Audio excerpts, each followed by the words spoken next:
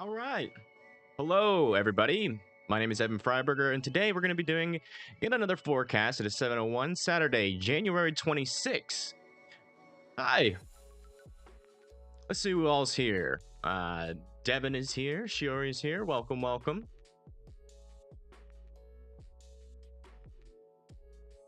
Blondie is here. Hi. How's everybody's days doing today? Feeling a little bit more arrested than usual. I don't know what's up. I think it's just the lack of stuff to do. Just been kind of sitting around being lazy. Will it involve Granbury, Texas? We'll get to that. Just here saying hi before I start the forecast. You know how it is. We go through the forecast and then we answer questions after that. So, hello Maribel. Welcome. Glad everybody seems to be doing all right.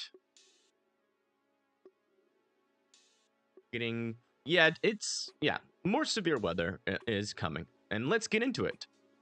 So, well, first we're gonna go over the temperatures.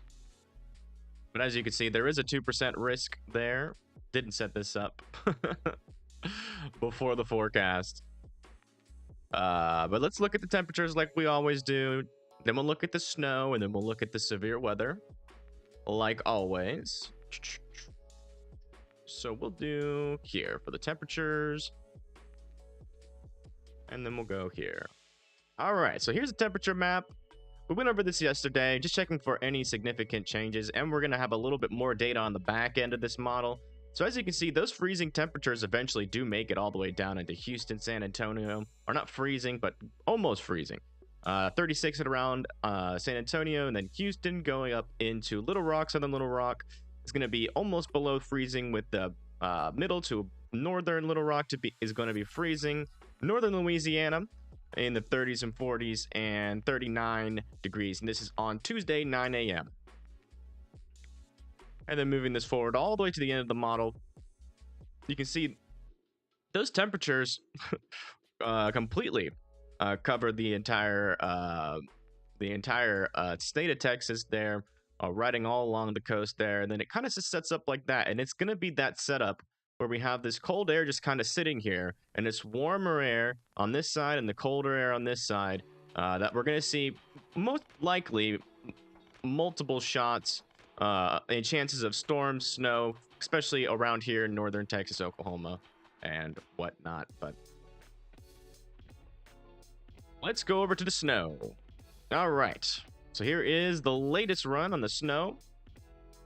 So as you can see, there's a lot of snow happening over here in Colorado, Utah, and Wyoming, southern Minnesota, and Idaho, a little bit there in Oregon and Nevada.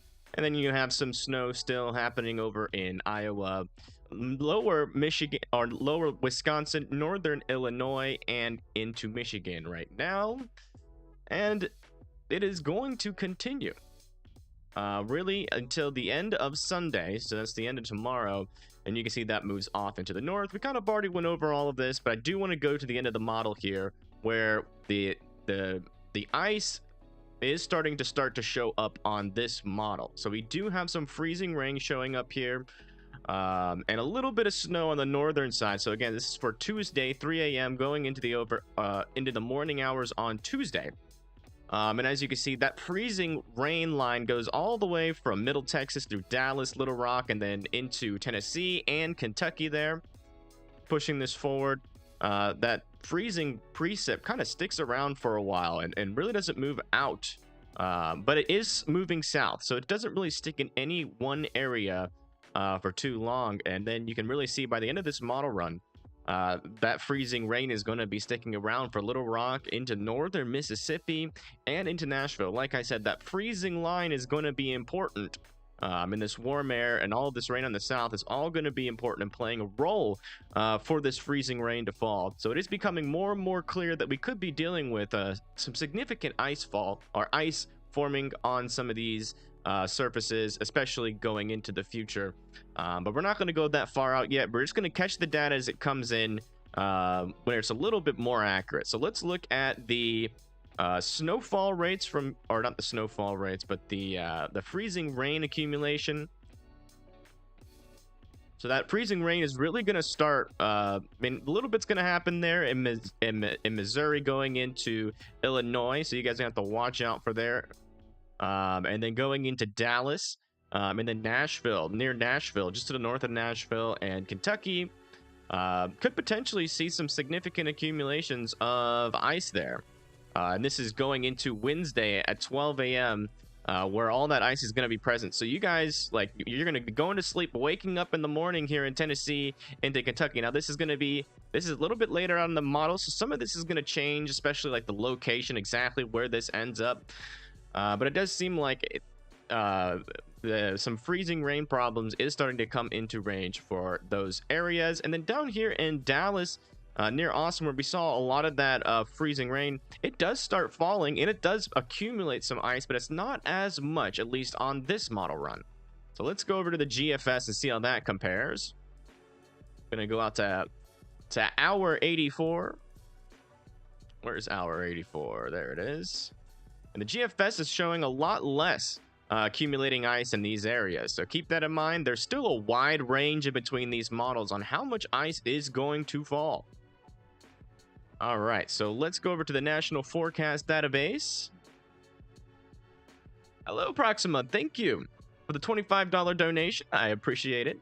Yes, snow and ice is in the forecast. How much is still not the models, you know, it's getting closer into the range, but we're still not at that point of really being able to know exactly where all that ice and how much ice is going to fall yet. But we are going to keep an eye on it. So from now until the 31st, this is how much more snow is expected to fall. So for Madison, still is about 3.5 inches worth of snow there. And Michigan, you guys still have, you know, potentially from 8 to 9 inches in this little area here in the purple.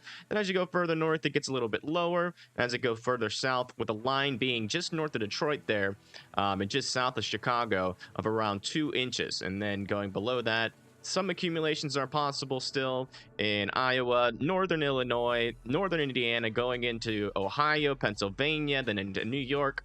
You start to get more accumulations, especially with that lake effect snow, and there's still a possibility of up to a foot of snow still to fall here, just to the south of Watertown, New York, and on the northern part near Cornwall, sorry.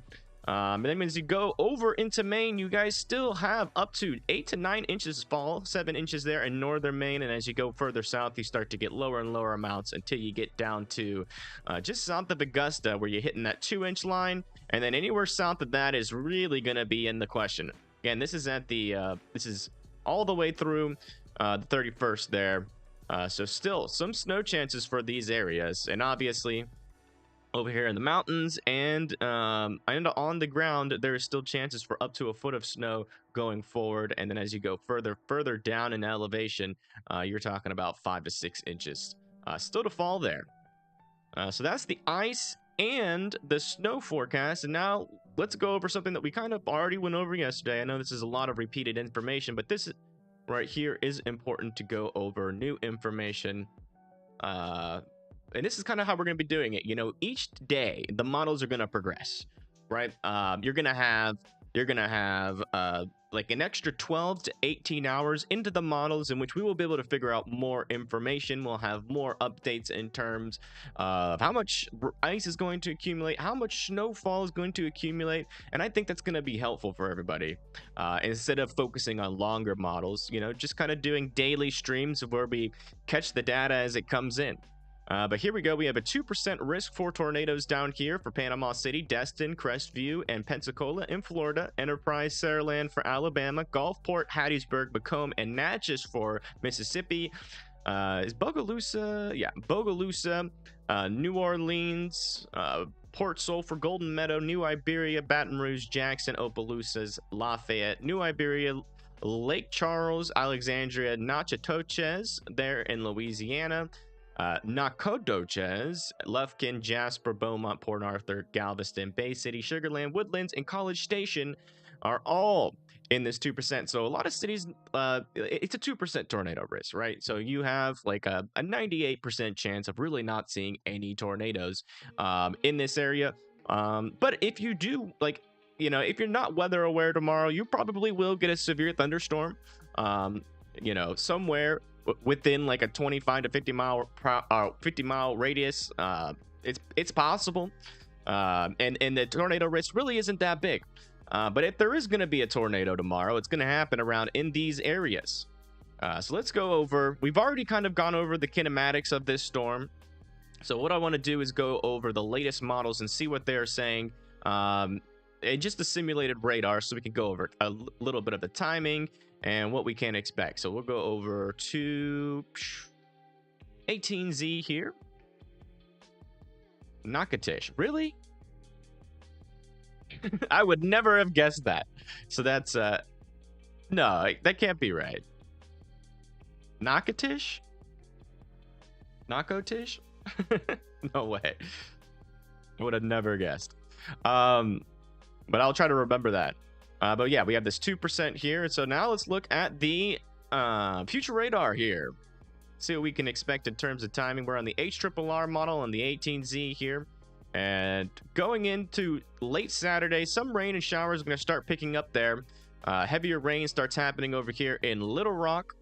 And then around going into the overnight hours and early morning hours on Sunday, you start to see that rain pick up, some storms start to fire there. And then as that daylight heating picks up, we start to see some of those stronger storms start to form just north of Houston at around 2 p.m. on Sunday.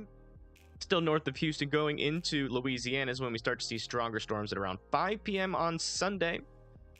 And then you see those stronger storms move off to the east into Louisiana.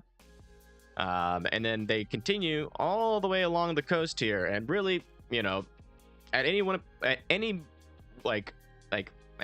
time, when you see this little stronger portion coming on the backside, there could be a chance on this line here.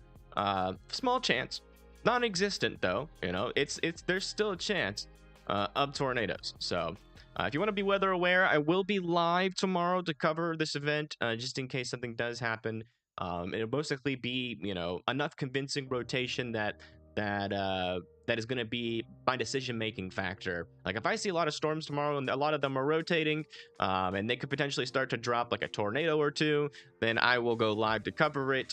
But you know, if I don't see anything or any storm reports, or you know, storms just aren't rotating, then you know, I won't cover it. But does anybody have any questions first regarding the severe weather in terms of timing for your exact area, or in terms of if you're even in the 2% risk or not? Weather station just had a 59-mile-per-hour wind gust in Cudahy, Kentucky. Oh my goodness! Wow, those are some stronger winds for sure. Timing for Huma, Louisiana. I actually know where that is. I think it's over here. Yeah. There's Huma. It's either Homa or Huma. But timing. So you guys are gonna have some showers there Sunday morning. And then looks like most of the storms stay off to your north, but it is possible that some of these storms start to form and then come into land that this model is not picking up. But you know, if this line extends a little bit further south, you guys are going to be in that chance for damaging winds. There's a 5% also for damaging winds for this event. And let's go over that really quick. Timing for Anacoco. Yeah, we'll go over that. We'll stay on the trying to remember. I know it's somewhere around this area. Anacoco. There it is. Just north of Leesville. So there's Anacoco. So as you can see,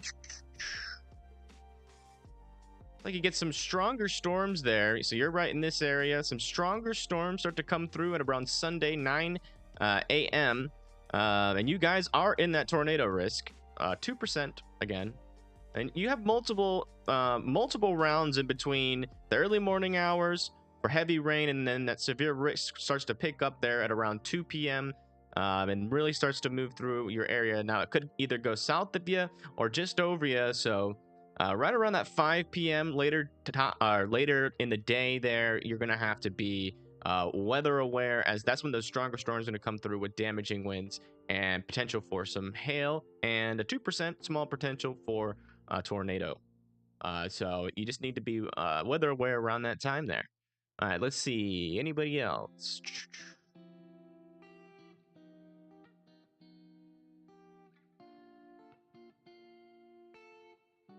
Yeah.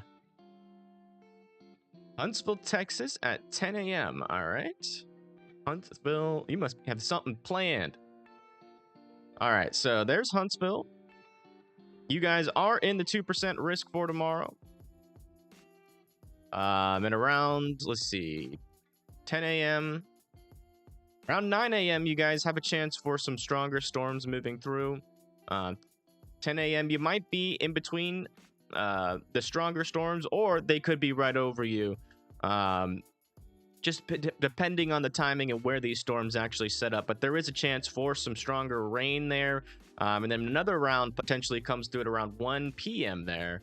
And, you know, possibly a flooding risk over here near Huntsville could set up if you get enough of these bigger storms training over your area. And that's another thing we're going to look at after we're done answering these severe weather questions. All right, so we got that. Erath, Louisiana. All right, Erath, Louisiana. Oh, almost had it. Where'd it go? I saw it for a second. There it is. So Erath is in the risk. Your timing is going to be a little bit later than everybody else here. But you can expect some rain there. And then maybe some heavier showers, like a rogue lightning strike is possible. At around between like 11 and 10, but really it starts to pick up to your north. And again, you guys have this little brief potential for some of these cells to come off of the Gulf here, and that could pose potentially you know, like a severe storm damaging wind threat and a small chance for tornadoes. And then this on the back end here, you'll have another little small chance for some stronger storms there just to the north of you. So, and that's going to be at 12 a.m. on Monday. I wouldn't, you know, lose sleep over it. Definitely have some weather radios on just in case, you know, if you feel, you know, like you're a little bit anxious, or if you get a tornado warning, don't worry. I will be live if there are tornado warnings for this event. So I'll be there to help you out in the moment if something does end up happening. Le Fleur. All right, hold on. Let me go to church. Oh, gotcha. Okay, let me... Erath, we got that. How about Conroe, Texas? Sure, Conroe, Texas. So Conroe, Texas is in that 2% risk there. Let's move this all the way back. So really starting like right now, you guys are already potentially in the path of some light rain showers, and then potentially some stronger storms move through your area in the morning. So you might hear some rumbles of thunder, and then as we get into that daytime heating, you can see that there are some stronger storms starting to form to your east there. And moving this forward, you can see that, you know, there's going to be really chances for stronger storms really all the way from about 12 p.m. to about 6 p.m. for you. But then after that, everything clears out there in Conroe, Texas. All right, let's see. Houston, Texas. All right. Houston, Texas is in the 2%. Here's Houston. Hard to miss. But you guys are also going to get some showers going into Sunday morning, and then you start to see some heavier showers, potentially some lightning in the morning hours.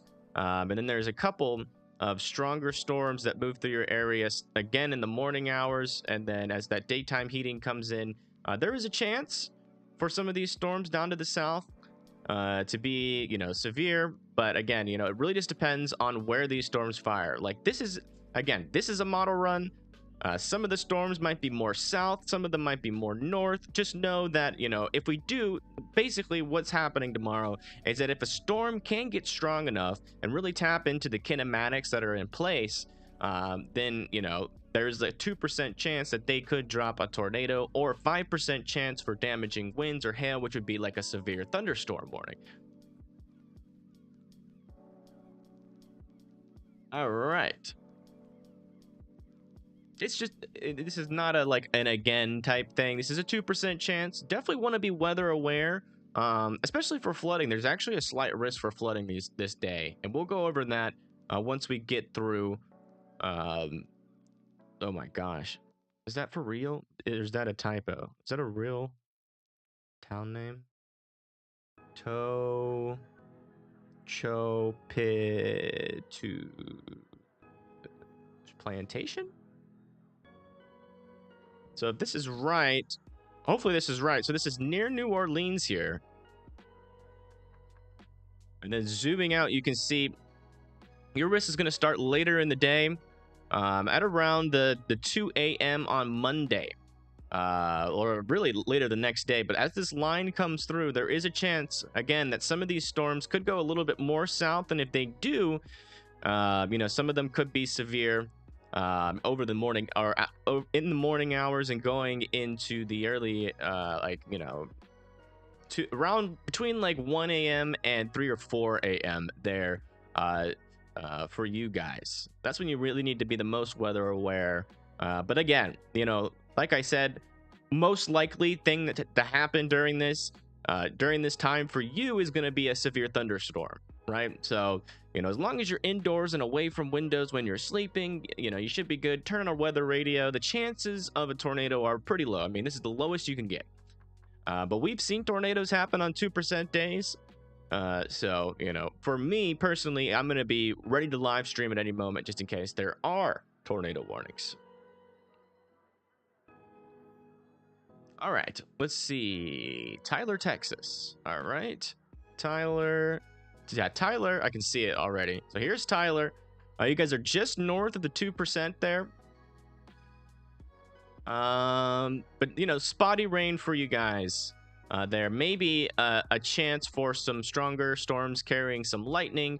I think potentially also some smaller hail is possible there for you in Tyler as well.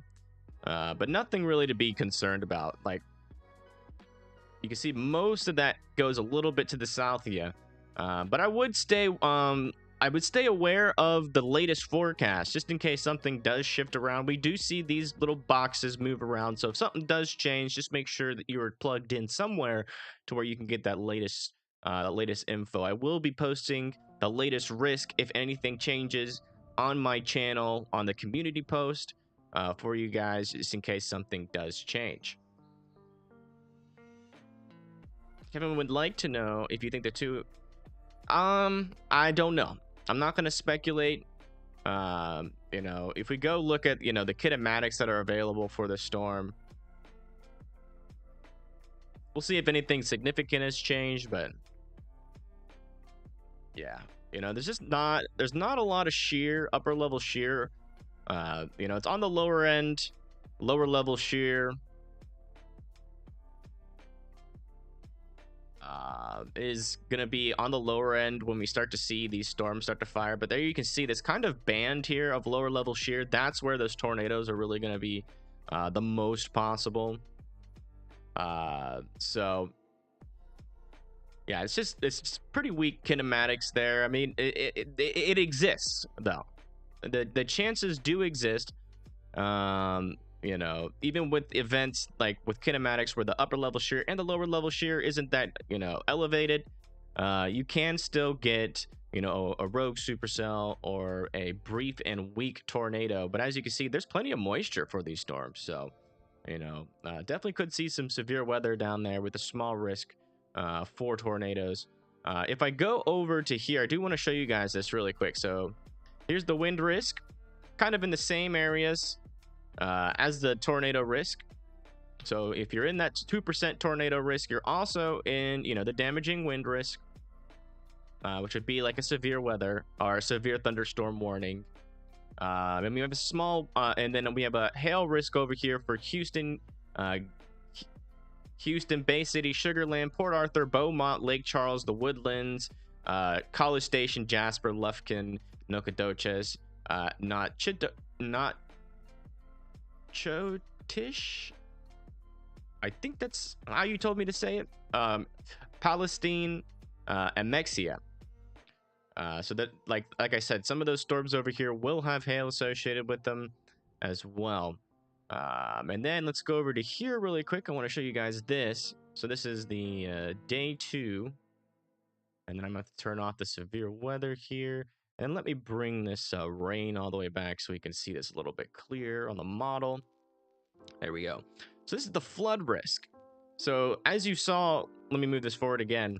Pay attention to where the rain sets up. And as you can see, you know, there's just kind of like this very solid time frame here where there's just rain after rain after rain for some areas. Really mainly existing all the way in this yellow area. So if you live, Houston, near the Beaumont area, Galveston, Alexandria, Baton Rouge, New Orleans, and Louisiana, Gulfport, Hattiesburg, Meridian, Jackson, Montgomery, and Dothan, Columbus, and Albany. So it's like, just because you don't live in the tornado risk or the damaging wind risk or the hail risk, there's also a risk for flooding, which can become dangerous depending on where these storms really decide to drop all of their rain. You could get a couple storms that train over each other, and you could potentially see like up to 7 inches of rain, especially right in this strip here. So 5 to 6 inches there, and then 3 to 4 really. But again, it really just depends. Like, this is great and all, but it really just depends on where the storms form, how strong they are in the moment. And some areas could see up to 6.5 inches. But yeah, so there's that slight risk. So, really, if you live anywhere near the coast of the Gulf of Mexico, just need to be aware of a small tornado risk, a little bit more of an elevated of a damaging wind risk, and a flood risk with some of these storms. Yeah, flood risk is typically the worst, like the most dangerous, because it can happen really fast, and all of a sudden, there's water everywhere. You could be in your car, you could get trapped in your car, so if you've been noticing it's been raining a while and quite heavily, definitely be aware if you are in a flood risk or not, or like a flash flood warning. So make sure you have some way to get alerts. If you have like an app, download your local news app. Typically they send out weather alerts, just in case there is a flood warning for your area and you need to seek higher ground, because flooding can become pretty dangerous, especially if you're like in a low-lying area near a creek. So if you live near a creek, like if your house is like one of those houses with like a creek that just runs through the backyard, need to be aware of that flooding risk. Kevin sent an image to my Twitter. I guess I'll check on that really quick. Can I identify the phenomenon? Let's see. Twitter.com. I misspelled Twitter. I misspell everything. That phenomenon is called a cloud.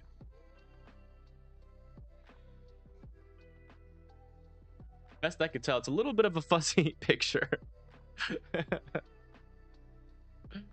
But yeah. So that is what we're expecting to see on those days. Does anybody have any question about the flooding risk?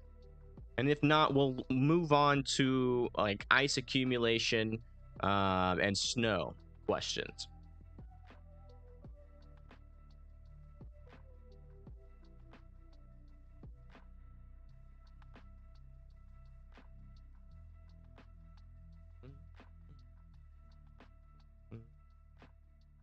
I don't think we have any questions on the flooding. All right.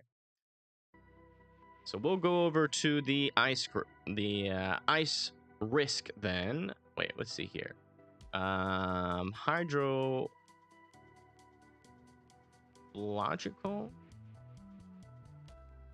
The time will start to storm in LA around your area. You're going to start to see those heavier rainstorms start to move through at around 11 a.m. on Sunday. There's potentially some stronger thunderstorms going down to the south of you there. And if it goes up a little bit more north there, you could potentially see some of those stronger, potentially severe storms with that small chance for a brief and weak tornado. So I left. Was there an update on the tornado risk, or is that a different? No, this is a different graphic. This is the flood risk that we're looking at. Let me take this off. I want to see what we have here for winter weather. Probability of ice. So let's go to day 3. So yeah, it seems like the highest probability of ice of over a 1/4 inch going into, let's see, day 3, that would be Tuesday, is over here in Jonesboro. So let's go off of this and let's switch over to the precipitation type and just kind of move this back, and we'll go over some of these graphics here. Oh, that doesn't help. All right, let me switch that out. We'll go over to the freezing rain. There we go. So you can see there is a slight risk of 25 or point, so a 1/4 of an inch of ice there going into day 3.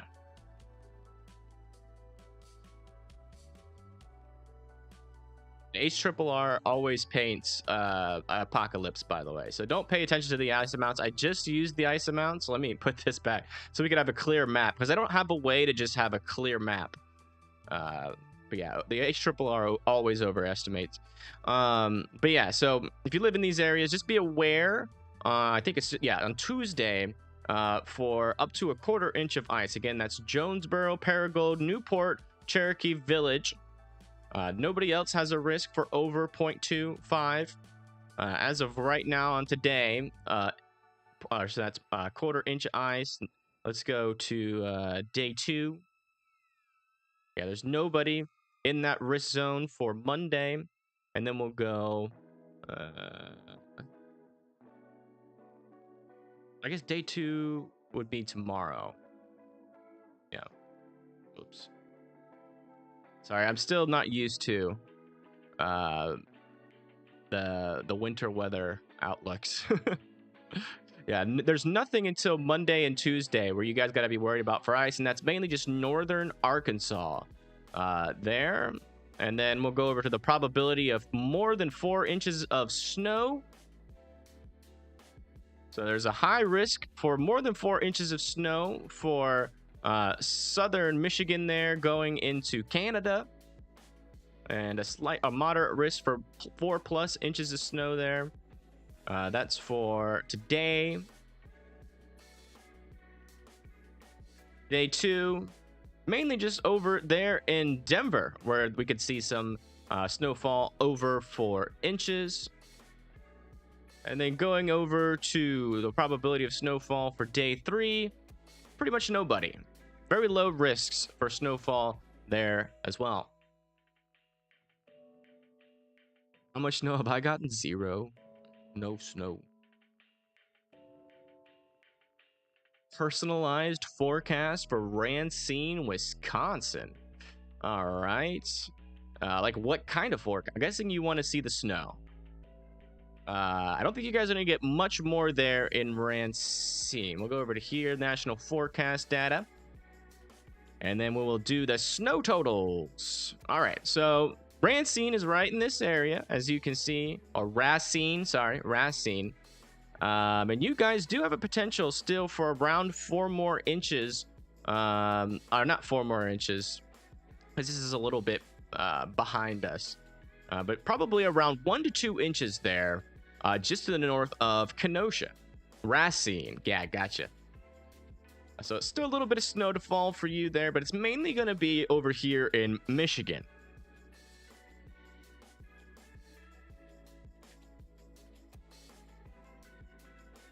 All right, is anybody, I mean, there probably isn't a lot of people with snow questions, because I can go ahead and answer everybody's snow questions, at least for this area here. Let's move this all the way forward so we can have the best picture there. So over here near Muskegon, Big Rapids, Bay City, Saginaw, Cannon Township, you guys do have that risk for over 4 inches. And not just over 4 inches, we're talking about up to 7 inches potentially up to 9 inches of snow in some isolated pockets there. So you guys are want to be snow aware tomorrow. Not weather aware, but be aware of the snow that could fall there, as it could be harder for you to travel. But I will say Michigan can handle it. They've seen more than this before. Is sleet a possibility with the next storm in Kentucky? Yeah, we can go look at that really quick. Models. We'll go regional NAM 12K. Then we'll come over here to the precipitation type. There we go. So let's look at the sleet. So one of the things that we don't, like, models don't necessarily have is that sleet forecast. Let's see. So if we move this forward in Kentucky, your main risk for sleet or freezing rain is going to be on Monday at around 9 p.m. through into the morning hours, and then going into 6 a.m., 12 a.m. So there is potential there for sleet and freezing rain. So, just making sure I remember. Yeah.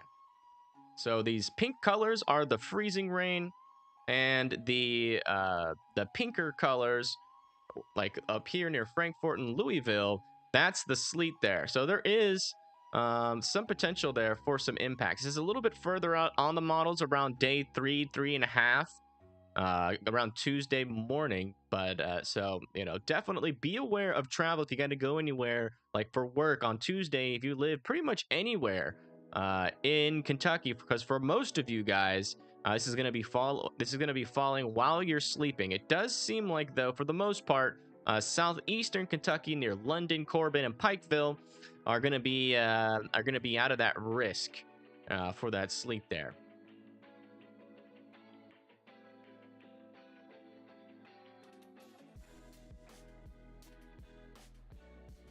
But rain here in southeastern Tennessee. Yeah. That does happen a lot. Cleveland Lakes area. For what? Let's see. What'd I miss? Anything snow and ice-wise for northeast Ohio. Okay. So that's snow and ice. I think you guys do still have a possibility for some rain.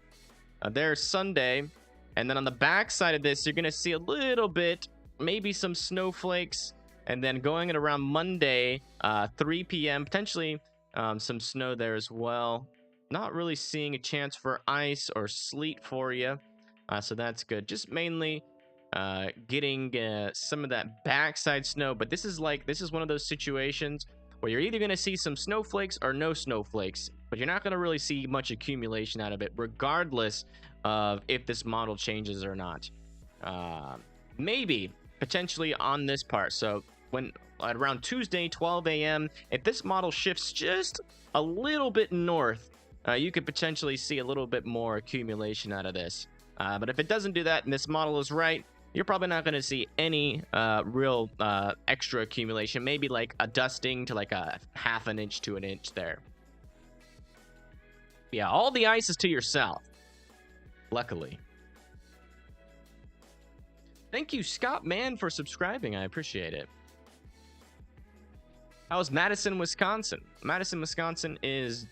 I think you guys are still getting snow up there, if I'm not wrong.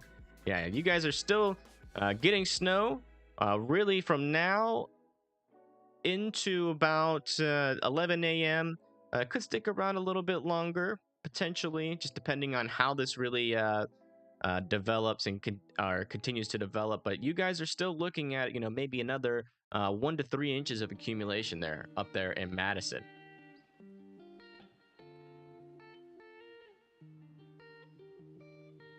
Good, not bad weather-wise. Yeah, exactly. Not too much snow. I know you really don't like the snow there, Proxima. So the good news is that you really don't have to worry about too much. Hello, Jesse. Welcome. DoorDash has the worst customer service ever? Yeah. No doubt. Worst customer service for customers and worst driver customer service. Yeah, is there any more questions on the snow ice dangers? That's another thing that you're probably not going to really see too much is the sleet accumulation amount. Uh, sometimes, like the sleet accumulation can cause travel problems. It's not going to just be the freezing rain that can cause some travel problems. So there's going to be a chance for some pretty crummy driving conditions as we go further in the model here. Around 51 hours here, you can see where this freezing rain and sleet kind of hangs out there for a while. It shouldn't be too bad. I know as of right now, the accumulations are pretty tame, but you really don't need much, especially when your infrastructure isn't really built for this. It doesn't really take that much. So just be careful out there if you're driving in Texas near Dallas, just north of Austin, Odessa area. Lubbock, watch out for some of that sleet accumulation, also for parts of Oklahoma City, but it really shouldn't be that. It's not like going to be too impactful as of right now. But the thing that I'm worried about is that as these models go forward, I mean, I don't think this line of sleet is really going to go away, because those temperatures should stick around for a little while, and that should just be the battleground here of the freezing temperatures and rain for quite a bit. Really don't see that changing really anytime soon. I'm not going to really talk about, the future implications of that, because that line can set up anywhere. I mean, even right now, looking at the models, 84 hours out, we're talking about ice accumulation. That's going to change multiple times every single day. So, I'll make sure that I keep you guys updated on that for sure. But as of right now, not really seeing any big issues, at least down here in Texas, that I'm willing to like raise the alarm about. Just be careful out there when you're driving. Over here near Little Rock in Nashville, though, if this continues to be true, this could be some more significant impacts. But like I said, we're far out in the model here, so this is going to change. But I did want to bring it to you guys' attention that this could potentially be an issue going into the future. So I'll make sure I keep you guys updated. I promise. This cold only here for 3 days, then the mild winter returns this weekend. Yeah, depending on where you live, winter, is like winter is pretty much I wouldn't say over, but it's definitely going to be warm here over the next 3 or 4 days, and possibly longer. But like I said, I don't go anywhere past 3 days out. So just to make sure that when I give you information, it's as accurate as possible. Because I could tell you, 14 days out from now, we're not going to see any cold. But is that necessarily accurate? What if the models change? Then we might see cold. Models might change significantly, and we see a lot more cold. So I'm not saying winter's over yet, because winter's not ending in 3 days, as you can tell. Winter is still here, and that's all I really care about. Weather science, it's not an exact science. I'm not like a rocket scientist where I can sit here and tell you, if you launch that rocket to the moon, I can tell you 100% it's gonna get there. It's not like that with meteorology at all. And in fact, it's like not even close to that. We just do not have the scientific capability as of right now to measure the entire atmosphere in every level. That's the problem. It's like we can get surface measurements, we can get measurements with satellites, but the atmosphere is 40,000 feet where these storms are happening, 40,000 to 60,000 feet where these storms are happening. And quite frankly, to measure all of that is still impossible. So that's why you get these forecasts and they become wrong, because people are using these models and getting this data from the SPC, who are the world's smartest meteorologists, and then they're trying to do their best to communicate that to you. And the problem arises where people don't trust their weatherman is just because sometimes they go too far out in the models, and then somebody's got to work, right? And then they miss all the updates, and they don't know the up-to-date information. So in their mind, they're like, oh, well, I saw a forecast 4 days ago. and it said 6 inches of snow. But then you don't see, forecasts until or you don't see a forecast at all until you get up into the event. Then you might get 0 because the storm shifted so much on the models that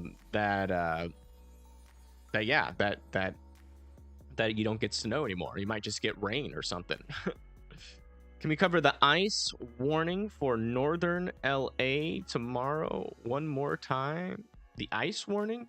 No, it's not. It's northern, and it's not for tomorrow. So let's bring this back here. We'll bring it over to freezing rain just so I can. So we have a slight risk for ice here of over 0.25 inches. So 1/4 of an inch of ice can fall here in Little Rock on Monday. So and it's a slight risk. So that's not really too big of a chance there. It's pretty low chance of over 1/4 inch. So we have low confidence right now. It could get upgraded. But if I go over here to the winter weather, turn on day 3, and then bring this back so we can actually see the risk. You can see that you do have a day 3 slight risk of 1/4 of an inch of ice here for Jonesboro, Paragould, Cherokee Village, Newport, Batesville, and that's gonna be on Monday going into Tuesday morning. Yeah, Arkansas. Exactly. Yep. Exactly. Every single person, every time you hear of like a tornado risk or anything, that's the SPC. That's the world's greatest meteorologist. And, and it is our job as, weathermen to take that detailed information and then break it down in a way that everybody can understand. And yeah, even with the smartest people in the world, in weather, making some of these super in-depth forecasts, it's still not accurate just because we're missing so much data. I'm 100% positive if we had all the data, it would be so much different, but we just can't measure it. Do you see any ice storms this weekend for McKinney? Today? No. This weekend? No. I don't look at models further out than 3.5 days. And as you can see, there is some chance there, but this is at the very end of the model, so this is definitely subject to change of maybe like 1/10 of an inch of ice there near Wise, Virginia.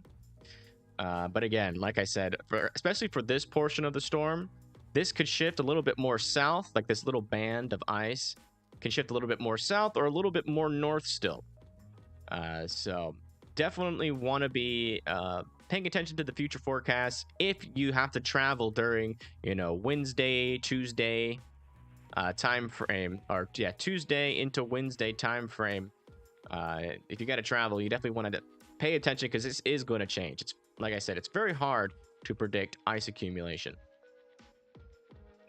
because you're talking about the differences of temperatures in different parts of the atmosphere that are really important. It's not like severe weather. Like you don't have the right temperatures above the surface of the ground, like up in the sky. You just won't get ice. You won't get icing. If you have way more moisture than you thought, you'll get a lot of icing, and you have just the right temperatures in place, you'll get a lot more icing. But yeah, especially in this area, you guys have to pay attention because that's going to start dropping.